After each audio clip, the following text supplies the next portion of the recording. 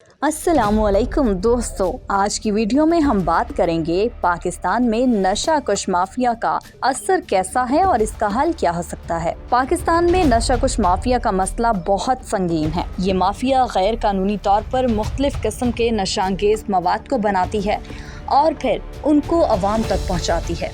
इसके असरात मुआशरती, सेहती और मुआशी तौर पर बहुत ख़राब हैं। माफिया के असरात की बात करें तो वाज़ेह है कि हमारे नौजवानों को इसके शिकार होने का खतरा होता है।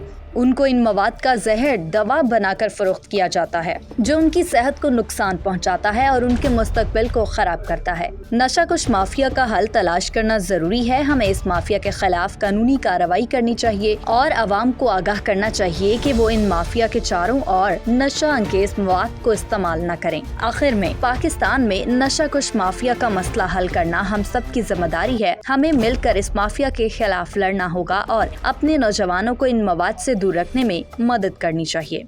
इंशाअल्लाह हम इस मुश्किल का सामना करके इसे फतह पा लेंगे। इस वीडियो को देखने के लिए शुक्रिया। अगर आपको ये वीडियो पसंद आई है तो इसे लाइक करें और हमारे चैनल पीके पॉइंट को सब्सक्राइब करना ना भूलें। मिलते हैं अगली वीडियो में। अल्लाह हाफिज।